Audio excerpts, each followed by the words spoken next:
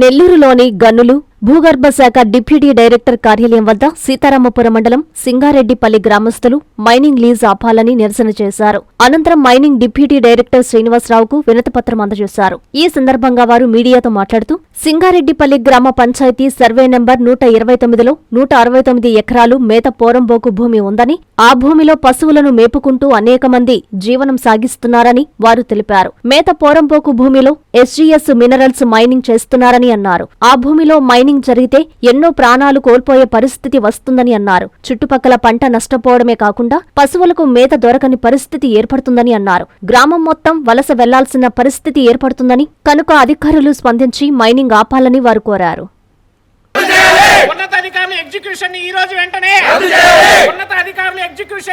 పంచాయతీలో 129 సర్వే నెంబర్లు 169 ఎకరాలు మేత పోరంబోకు భూమి ఉన్నది.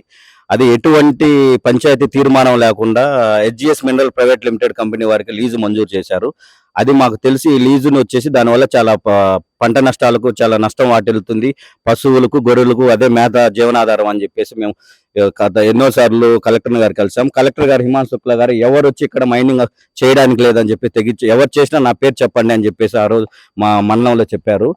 దానికి కూడా ఎమ్మటే మా ముందే డీడీ గారు ఫోన్ చేస్తే, సరే సార్ మీరు చెప్పండి ఏం చేయమని DD Srinivasarao sir mining DD గారు చెప్పారు. కానీ ఇప్పుడు పైనుంచి ఎవరో ఒత్తిడి చేస్తున్నారు, నేను కంపల్సరీ చేయాల్సిందే, నేనేం చేయలేను అని చెప్పేసి సార్ అంటున్నారు. ఈ రోజు ఎగ్జిక్యూషన్ చేసుకోవడానికి వాళ్ళు వస్తున్నారు, SGS మినరల్ ప్రైవేట్ కంపెనీ వాళ్ళు వస్తున్నారు. చేయకూడదు సార్, దీనివల్ల ఇట్లా ప్రాబ్లం ఉందని జేసీ గారిని కలిసాము.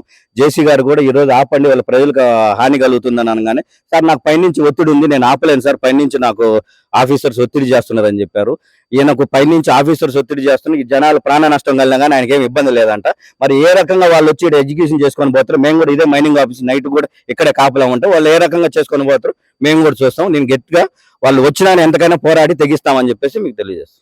మా గ్రామంలోని సర్వే నెంబర్ 169లోని 169 ఎకరాల మేత పోరంబోకుని లీజుకి ఇచ్చారని చెప్పి గత 4 సంవత్సరాల నుంచి 6 సంవత్సరాల నుంచి కష్టపడుతున్నాం.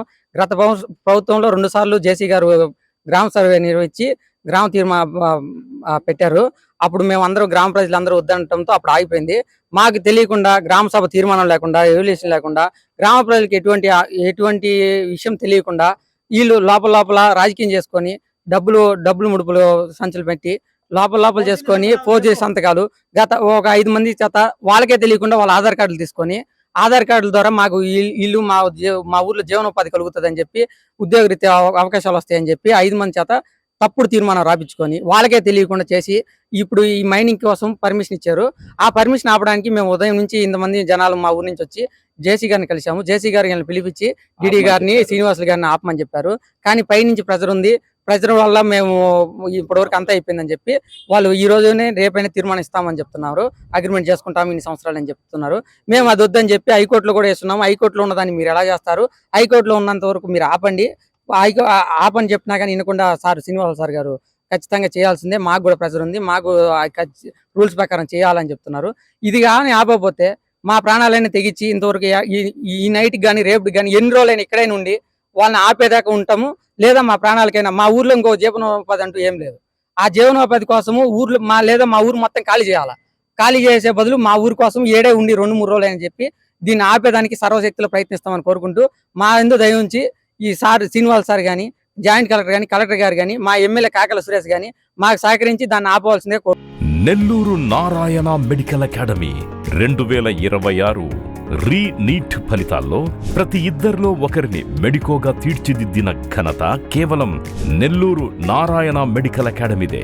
రాయలసీమ రీజియన్ పరిధిలో 1000 లోపు 8 మంది విద్యార్థులు ఆల్ ఇండియా టాప్ ర్యాంకులు సాధించడమే కాకుండా ఏకంగా 45% మంది విద్యార్థులతో 400కు పైగా మెడికల్ సీట్లు సాధించిన ఒకే ఒక్క విద్యా సంస్థ నెల్లూరు నారాయణ మెడికల్ అకాడమీ.